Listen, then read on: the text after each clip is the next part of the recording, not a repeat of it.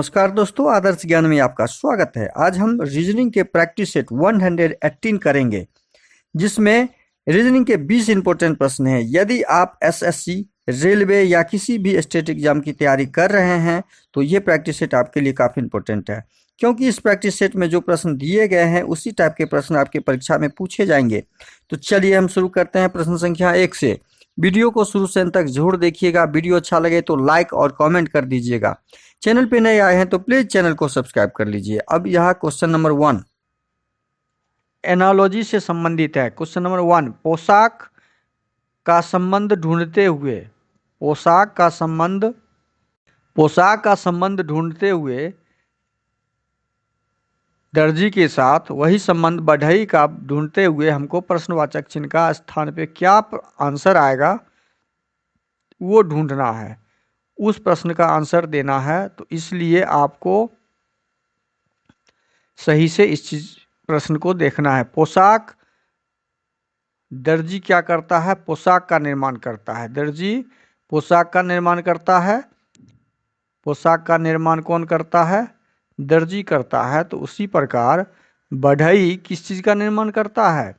उसी प्रकार बढ़ई फर्नीचर का निर्माण करेगा। तो इस प्रश्न का सही आंसर आपका फर्नीचर हो जाएगा। प्रश्नवाचक चिन्ह की जगह पे क्या हो जाएगा? फर्नीचर हो जाएगा, फर्नीचर। अगला प्रश्न क्वेश्चन नंबर 2, ये भी एनालॉजी से संबंधित प्रश्न है। अब इसमें अंक संख्याओं के साथ खेला गया है और ये प्रश्नवाचक चिन्ह के स्थान पे क्या आएगा उस संख्या से हमें निकालना है। अब उस संख्या से निकालने के लिए हम क्या करेंगे? हमें इस सारी संख्याओं के साथ रिलेशन ढूंढना है, क्या किस प्रकार का रिलेशन बना हुआ है संख्याओं के साथ। अब यहाँ पे देखिए, ये 100 में यदि हम 21 जोड़ते हैं तो 121 हो जाएगा। 144 में 21 जोड़ेंगे तो क्या हमारा 4 1 5 4 2 6 165 आ रहा है, जो ऑप्शन में है? नहीं है। तो ये पैटर्न आपका यहाँ पे काम नहीं आएगा। यहाँ पे दूसरा पैटर्न हमें देखना होगा। यहाँ पे जोड़ का पैटर्न काम नहीं आ रहा है, तो हम यहाँ पे देखेंगे दूसरा पैटर्न। दूसरा पैटर्न क्या आ रहा है? दूसरा पैटर्न 100 का को क्या किया गया? 100 और 100, ये देखिए सारे वर्ग हैं। ये 10 का वर्ग है, ये 11 का वर्ग है, 11 11 21, ये 12 का वर्ग है। तो इसी प्रकार से ये क्रमबद्ध है। तो 13 का वर्ग अगला क्या हो जाएगा? 13 का वर्ग, और 13 का वर्ग कितना होता है? 169 होता है। तो आपका आंसर क्या निकल गया? 169। तो इस प्रश्नवाचक चिन्ह के जगह पे आंसर क्या हो जाएगा आपका? 169, जो ऑप्शन 3 में है। तो क्वेश्चन नंबर 3 देखिए, खिलाड़ी, क्रिकेटर, बल्लेबाज, ये तीनों शब्द से हमें डायग्राम बनाना है वेन आरेख का। अब खिलाड़ी तो एक होता ही है, तो ये खिलाड़ी हो गया। मान लीजिए खिलाड़ी का जब डायग्राम बनाएंगे तो ये खिलाड़ी हो गया। प्रत्येक खिलाड़ी क्रिकेटर होता है? प्रत्येक खिलाड़ी क्या क्रिकेटर होता है?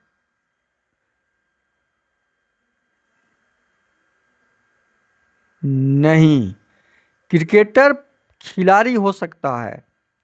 क्रिकेटर खिलाड़ी हो सकता है। तो इसका क्या डायग्राम बनेगा? तो पहला डायग्राम बनेगा आपका, पहला डायग्राम जो हम बनाएंगे वो डायग्राम बनेगा आपका क्रिकेटर का।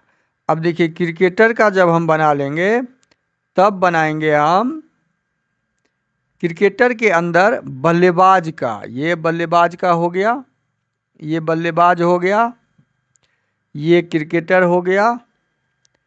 अब ये दोनों क्या होता है? ये खिलाड़ी के अंतर्गत आता है। तो उसके बाद हम बनाएंगे खिलाड़ी का डायग्राम।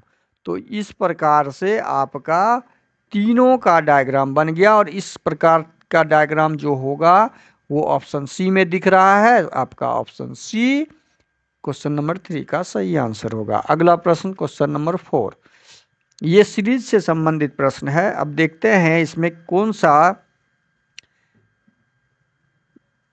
पैटर्न लगा हुआ है। कौन सा पैटर्न लगा हुआ है? तो एक में -1 करेंगे तो 0, एक में 0 में 3 प्लस करेंगे तो 3, 3 में -1 करेंगे तो 2, 2 में 3 प्लस कर, अच्छा यहाँ तो दिख गया, 3 प्लस करेंगे तो प्लस -1 प्लस 1 -1 प्लस 1 का पैटर्न है। 4 में -1 करेंगे, 5 में -1 करेंगे तो 4, उसी प्रकार से 4 में +3 करेंगे तो 7 आएगा आंसर। आपका सही आंसर क्या हो गया? 7। 7 कहाँ पर है? Option D. इस प्रश्न का सही आंसर क्या हो गया? Option D. क्वेश्चन नंबर 5 आपके सामने है। AZGTMN, ये भी सीरीज से संबंधित प्रश्न है। प्रश्नवाचक चिन्ह पे क्या आएगा वो हमें ज्ञात करना है। तो वो ज्ञात करने के लिए हम क्या करेंगे? हम पैटर्न ढूंढेंगे। ये A to Z, ये ठीक उल्टा है। A का उल्टा होता है Z, G का उल्टा होता है T, M का उल्टा होता है विलोम N, Y का उल्टा होता है B। उसी प्रकार से यहाँ उल्टा शब्द हमें ढूंढना है। J का उल्टा H नहीं होता। उल्टा का मतलब दोनों संख्याओं के स्थान को जब हम जोड़ेंगे तो 27 होना चाहिए। जैसे बाय, ये आपका 25 है Y, B 2 नंबर पे, जब इसको हम जोड़ेंगे तो 25 2 27 होना चाहिए। इस उल्टा का मतलब ये होता है। उल्टा का मतलब आपका यही होता है। उल्टा शब्द का मतलब, उल्टा अक्षर का मतलब देखिए, M होता है 13 नंबर पे और N होता है 14 नंबर पे। जब इसको हम जोड़ेंगे तो हमेशा 27 आएगा। अंग्रेजी वर्णमाला के स्थान को जब स्थानीय मान को जोड़ेंगे और जब 27 प्राप्त हो, इसका मतलब है वो दोनों ठीक अपने आप के उल्टे हैं। तो उसी प्रकार से हम जोड़ के देखेंगे। इसमें T20 और S19 ये उल्टा नहीं है, 27 नहीं हो रहा है। S19 के 11 ये उल्टा नहीं है तो ये भी नहीं होगा। S19 और H8 जब जोड़ेंगे तो ये हमारा 27 आ रहा है। इसका मतलब ऑप्शन सी आपका सही आंसर होगा, जो प्रश्नवाचक चिन्ह पे आएगा। अगला प्रश्न, क्वेश्चन नंबर 6। कम को EMOC के रूप में कोड किया जाता है तो ट्रेन को डेक्स के रूप में कोड किया जाएगा। अब कम को क्या किया है? COME को ये उल्टा लिख दिया। E पहले लिख दिया, M उसके बाद डाल दिया, O उसके बाद डाल दिया, C को लास्ट में कर दिया। यही तो किया है। उसी प्रकार हम ट्रेन को क्या करेंगे? ट्रेन को क्या करेंगे? जब ट्रेन को हम क्लियर करेंगे, TRAIN, N पहले आ जाएगा, I उसके बाद आ जाएगा, A उसके बाद आ जाएगा, R उसके बाद आ जाएगा और T अंत में आ जाएगा। पैटर्न जब मिल गया तो ये पैटर्न आपका ऑप्शन बी में नहीं है, ऑप्शन सी में नहीं है, ऑप्शन डी में नहीं है, ऑप्शन सी में है। तो इस प्रश्न का सही आंसर क्या हो जाएगा? ऑप्शन सी, NIART, जो ऑप्शन सी में है। इस क्वेश्चन नंबर 7 है अगला। सभी कौवे पक्षी हैं, ये कथन है। सभी मोर कौवे हैं। निष्कर्ष में क्या है कि सभी मोर पक्षी हैं, सभी पक्षी मोर हैं। अब ऑप्शन में से ढूंढना है कि ऑप्शन इसका कौन सा होगा। पहला लाइन दिया हुआ है कथन में, सभी कौवे पक्षी हैं, और दूसरा है सभी मोर कौवे हैं। अब देखिए, सभी मोर, 3 शब्द है इसमें, पक्षी, कौवा, मोर। सभी मोर कौवे हैं तो पहला बेना डायग्राम क्या बनेगा? सभी मोर कौवे हैं तो सभी मोर, पहले हम डायग्राम किसका बनाएंगे? मोर का बनाएंगे। ये मोर का डायग्राम बना दिए। वेन डायग्राम बनता है कथन और निष्कर्षण में। तो मोर का जब हम बना दिए, सभी मोर, इसका मतलब है सभी मोर, ये सभी मोर हो गया। अब सभी मोर क्या हैं? कौवे हैं। तो अब कौवा का डायग्राम बनाएंगे हम। किसका डायग्राम बनाएंगे? कौवा का। ये कौवा का हमने बना दिया।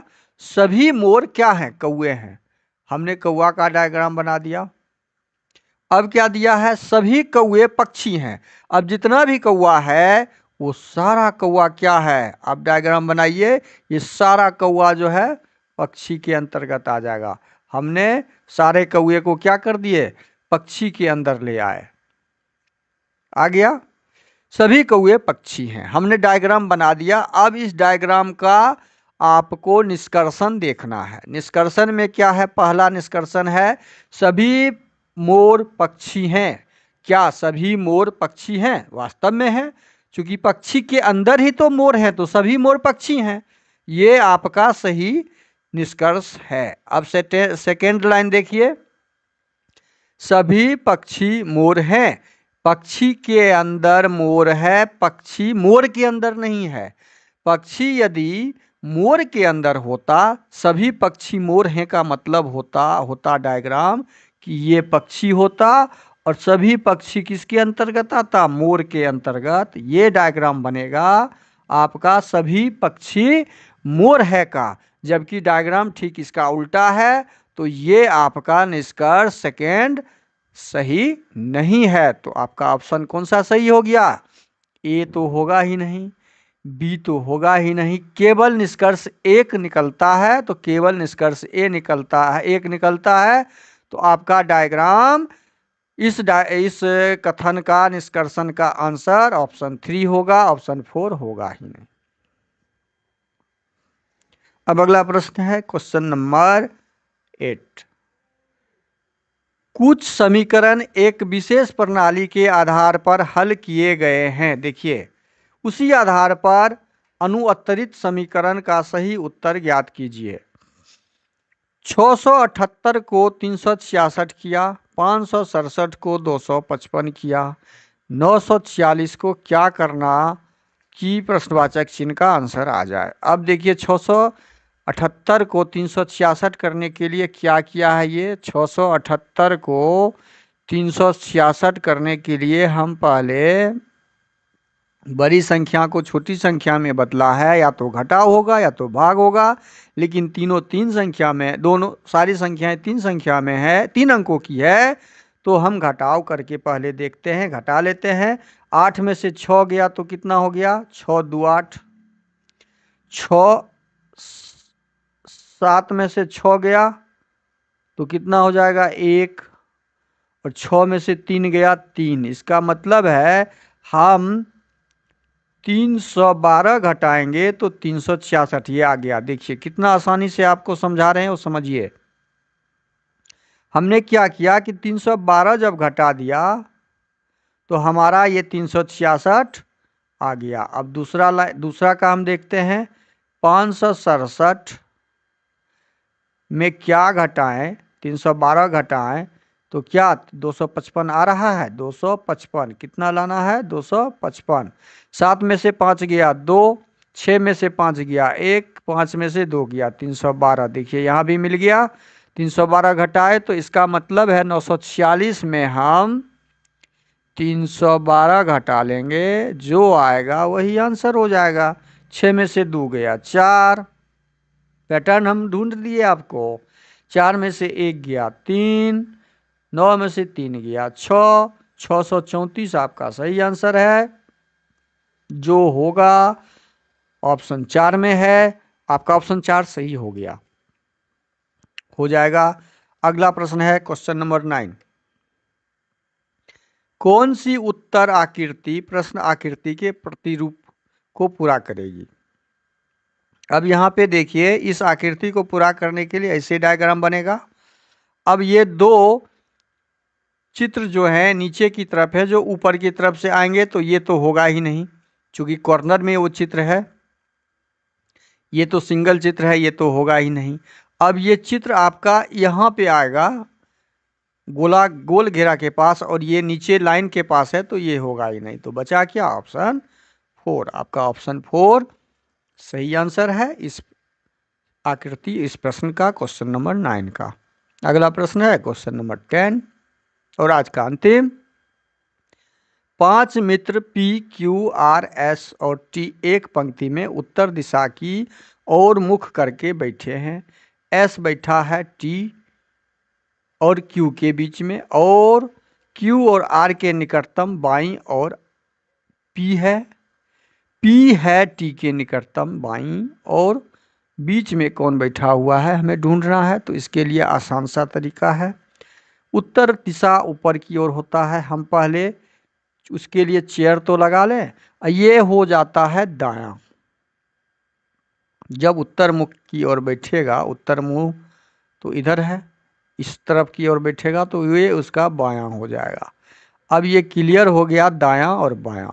अब यहाँ पे प्रश्न में क्या दिया हुआ है उसको ठीक से पढ़िए, ठीक से पढ़ के ढूंढिए। एस बैठा हुआ है टी और क्यू के बीच में। एस जो बैठा हुआ है, टी यहाँ पे बैठा हुआ है और क्यू यहाँ पे बैठा हुआ है। टी और क्यू के बीच में बैठा हुआ है, लिख दिए हैं। क्यू, टी और क्यू के बीच में, और क्यू है आर के निकटतम। क्यू है आर के निकटतम बाईं। आर जो है, आर के बाईं तरफ क्यू बैठा हुआ है, तो आर को कहाँ बैठाएंगे हम? आर को यहाँ बैठा देंगे और इसके लेफ्ट में क्यू बैठा हुआ है। क्लियर? आर का क्लियर हो गया। अब है कि पी है टी के निकटतम बाईं ओर। पी जो बैठा हुआ है टी के बाईं तरफ बैठा हुआ है, तो टी का बायां ये हो गया पी, तो पी के लिए भी क्लियर हो गया। पी कहाँ बैठा हुआ है? टी के बायां तरफ। पी टी का बायां ये हो गया, लेफ्ट साइड बाईं ओर। बीच में कौन बैठा हुआ है? पांचों व्यक्ति बैठ गया। देखिए 5 ही व्यक्ति था ना, 1 2 3 4 5, 1 2 3 4 5। अब दोनों तरफ से, इधर से और इधर से 2, तो बीच में हमारा कौन बैठ गया? महाराज एस जी। तो इस प्रश्न का सही आंसर क्या हो गया? एस। Question number 11। 31 जनवरी 2007 को सप्ताह का कौन सा दिन होगा? यह सीजीएल में 7 मार्च 2020 को पूछा गया प्रश्न है। इसको सही से समझिएगा। यदि इस तरह का कोई डेट दे दिया हो और तब हमें ज्ञात करना हो, तो इसका सीधा सा आसान सा तरीका है कि पहले हम ईस्वी का, पहले का दिन ज्ञात करने के लिए दिन बराबर हो जाएगा ईस्वी 2007 जो लिखा हुआ है, ईस्वी का 2 दहाई अंक का हम संख्या डालेंगे और उसी दहाई वाले अंक में हम 4 से भाग लगाएंगे, क्योंकि प्रत्येक 4 साल में एक बार लीप ईयर वर्ष होता है। तो इसमें कोई भाग लगाने के बाद भागफल 1 आएगा और उसके बाद के भागफल को हम दशमलव के भागफल को छोड़ देंगे। पूर्ण रूप का भागफल जो आएगा वो हम डाल दिए। पूर्ण रूप के भागफल के बाद हम क्या करेंगे? ईस्वी का काम खत्म हो गया। अब हम डेट को देखेंगे। डेट, जो डेट दिया हुआ रहेगा वो डेट डाल देंगे। तो हम 31 जनवरी डाल दिए। अब 31 के बाद जनवरी का कोड डालेंगे। तो यह टेबल आपको याद रखना होगा। जनवरी का कोड 1 होता है। इसका फुल डिटेल्स हम आपको डिस्क्रिप्शन में डाल देंगे वीडियो, उसको समझ लीजिएगा कोड का। और एक कोड होता है और 6 हम डाल देंगे। 6 किसका कोड होता है? 1 जनवरी माह का कोड होता है और 6 कोड होता है आपका सप्ताह का। किसका कोड होता है? वर्ष का कोड होता है। 2007 का कोड। उसके बाद हम 7 से भाग लगा देंगे, जोड़ के 7 से भाग लगा देंगे तो ये 7 7 कट जाएगा। 7 1 8, 6 14, 7 1 8, 8 1 9, 6 15, 1 16, 16 15 जोड़ 31 बट्टा 7, 5 1 6, 3 1 4, 46 बट्टा 7 से भाग लगाइए और शेष ज्ञात कीजिए। 7 8 7 5 7 6 42, 43, 44, 45, 46। शेष हमारा कितना बचा? 4। शेष हमारा क्या आ रहा है? 4 शेष आ रहा है।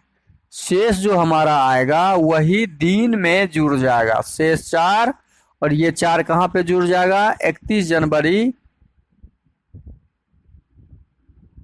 शेष 4 आने से हमारा शेष 4 का कोड होता है, शेष 4 का कोड बुधवार होता है।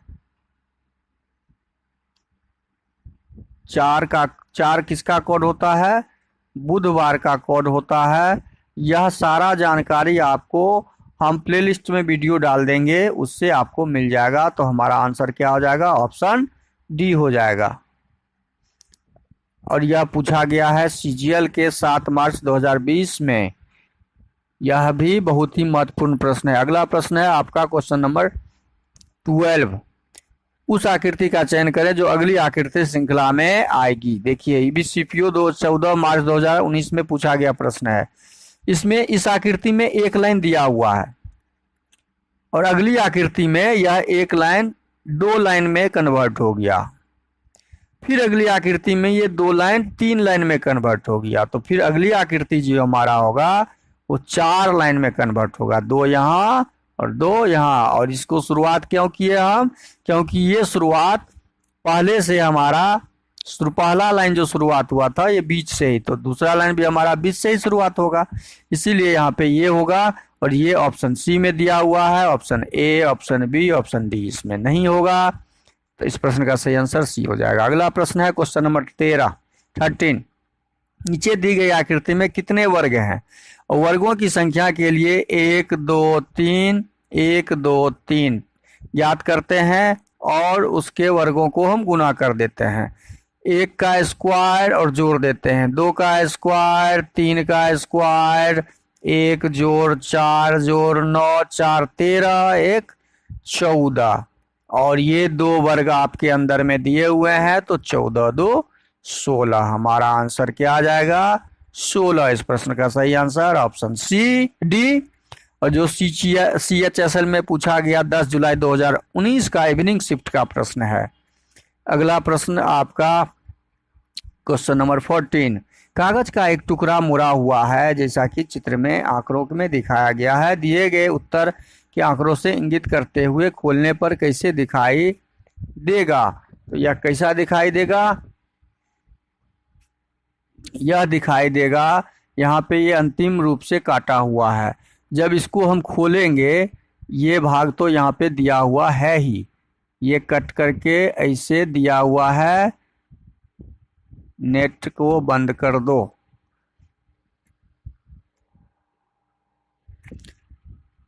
जब इसको हम खोलेंगे तो ये सेम भाग ऐसे बन जाएगा, यहाँ पे ये सेम भाग ऐसे बन जाएगा जब इसको हम खोले। और त्रिभुज भी ऐसा ही बनेगा, त्रिभुज भी हमारा ऐसा ही बनेगा और कट भी हमारा ऐसा ही बनेगा।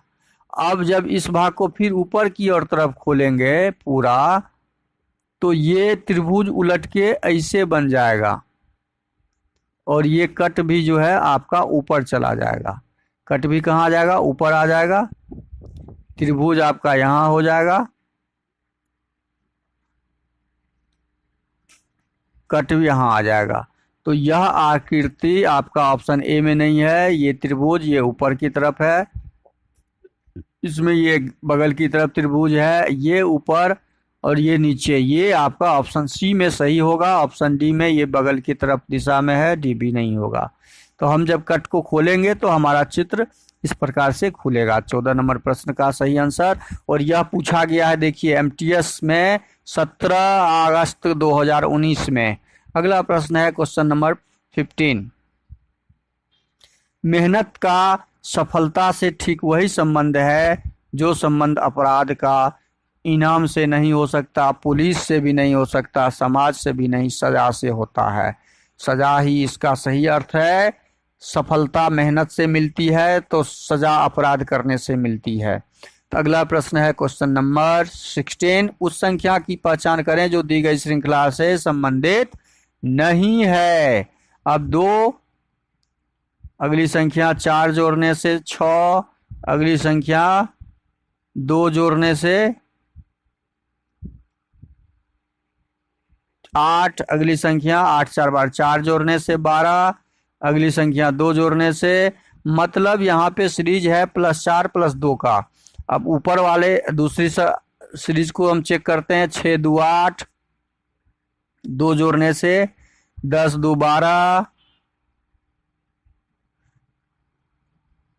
6 4 10, 10 2 12, फिर 4 जोड़ने से हमारा अगला सीरीज आना चाहिए, तो 12 4 16 होना चाहिए था, जो कि यहाँ पे हमारा 15 आ रहा है। इसका मतलब है यह हमें ढूंढना क्या था, श्रृंखला में गलत स्थान पर जो है 15 है, तो यहाँ पे 15 वाला आंसर ही हमारा सही होगा। यहाँ पे 16 होना चाहिए। तो यह पूछा गया है आपका सीपीओ 16 मार्च 2019 मॉर्निंग शिफ्ट का प्रश्न है। अगला प्रश्न क्वेश्चन नंबर 17, दी गई श्रृंखला में प्रश्न चिन्ह के स्थान पे क्या आएगा वो ज्ञात करना है। प्रश्नवाचक चिन्ह। अब देखिए 12 और 8 को क्या किया है, 12 8 20 और 20 चौका 80, 16 6 22, 22 चौका नहीं, ये जोड़ का संबंध नहीं आ रहा है, तो इसमें क्या संबंध बन रहा है देखते हैं। इसमें किया है 12 जोड़ 8, 12 8 20, यहाँ पे क्या किया है 12 8 20 और गुना 12 घटे 8, तो 12 8 20, यही तो किया है। 20 गुना 4 80, आ गया 80। अब दूसरा वाला जो है उसको हम देखते हैं, दूसरा में क्या हुआ है 16। इसको भी जब हम सॉल्व करेंगे तो क्या होगा, 16 जोड़ 6 करेंगे, 16 में 6 को जोड़ेंगे और गुना 16 में 6 को घटा देंगे। यही पैटर्न तो लगा हुआ है। 16 में 6 जोड़ेंगे 22, गुना 16 में 6 घटाएंगे 10, 220। देखे यही पैटर्न तो हमने ढूंढ लिया। वही पैटर्न हम तीसरी कॉलम में भी लगाएंगे। तीसरी कॉलम में लगाएंगे तो 25 में 20 जोड़ देंगे और फिर गुना करेंगे और 25 में 20 घटा देंगे, तो हमारा क्या प्राप्त होगा, 25 में 20 जोड़ेंगे तो 45 और गुना 5, 45 में 5 से गुना करेंगे तो 5 चौके 20, 2 22, 225। 225 कहाँ पर है, ऑप्शन बी में है। कहाँ पर है, ऑप्शन बी में। तो इस प्रश्न का सही आंसर हमारा क्या निकलेगा, ऑप्शन बी। और जो CHSL में पूछा गया है 21/10/2020 में, देखिए सारे प्रश्न हम जो लेके आए हैं सब पूछे गए प्रश्न हैं, इसलिए इसका अधिक से अधिक प्रैक्टिस जरूर कीजिए। अगला प्रश्न है क्वेश्चन नंबर 18, दिए गए पैटर्न को ध्यानपूर्वक अध्ययन करें और उस आकृति को चयन करें जो प्रश्नाकृति में दिए गए पैटर्न को पूरा करता है। यह पैटर्न को पूरा करेगा कब, जब यहाँ पे गोलाकार भाग को ऐसे पूरा कर लेगा, गोल कर लेगा। तो ये गोल कर लेगा कहाँ पर है, यहाँ पर भी है, यहाँ पर भी है, इसमें नहीं है, ये तो संभव ही नहीं है। अब इसके लिए फिर वर्ग को पूरा करेगा, ये वर्ग का आकृति ऐसे बनाएगा, तो वर्ग का आकृति इसमें दो है, ये नहीं होगा, इसमें वर्ग का आकृति है ही नहीं। अब ये वर्ग का आकृति यहाँ पे बना रहा है और एक कॉर्नर में ऐसे लाइन बनाएगा, ये कॉर्नर, तो ऑप्शन ए इसका सही आंसर हो जाएगा। अगला प्रश्न है क्वेश्चन नंबर 19, कथन पढ़ के हमें डायग्राम बनाते हुए निष्कर्ष को चुनना है। सभी भोर दिन है। अब क्या है कि ये भोर है और सभी भोर क्या है, दिन है। दिन का बना दिए डायग्राम, कोई दिन रात नहीं है, तो ये रात हो गया, ये रात हो गया, और कोई भी दिन रात नहीं है, हमने क्रॉसिंग कर दिया। कोई भी दिन है जो रात नहीं है, हमने दर्शा दिया। अब हम क्या करेंगे, निष्कर्ष को पढ़ेंगे। कोई रात दिन नहीं है, प्रश्न में क्या दिया है कि कोई रात जो है, रात और दिन में कोई संपर्क ही नहीं है, तो ये तो सेंटेंस सही है, ये स्टेटमेंट सही है। कुछ भोर रात हैं, भोर यहाँ पर है, कुछ भोर, कोई भी भोर रात नहीं है। भोर और रात दोनों अलग अलग यहाँ पे हैं, तो कोई भी भोर रात नहीं है, कुछ तो संभव ही नहीं है, कोई रहता तो यह सेंटेंस सही होता। तो ये आपका निष्कर्ष गलत है, तो केवल निष्कर्ष 1 ही सही है, यह इस प्रश्न का सही आंसर हो जाएगा। अगला प्रश्न है क्वेश्चन नंबर 20 नंबर प्रश्न का सही आंसर आप लोगों को देना है। क्या देना है? नीचे 4 विकल्प दिए गए हैं, 3 किसी ना किसी प्रकार से समान है लेकिन एक असमान है। अलग को चुनिए, इस चारों में अलग कौन सा है उसे चुन के आपको कमेंट बॉक्स में कमेंट करना है और आंसर में आपका रिप्लाई जो होगा वो क्वेश्चन नंबर डालने के साथ आंसर जो सही होगा वो डाल दीजिएगा। वीडियो शुरू से अंत तक जरूर देखिए। वीडियो अच्छा लगे तो लाइक कर दीजिए। चैनल पे नए आए हैं तो प्लीज सब्सक्राइब कर लीजिए और दोस्तों को अधिक से अधिक शेयर जरूर कर दीजिए। थैंक यू, धन्यवाद। जय हिंद, जय भारत।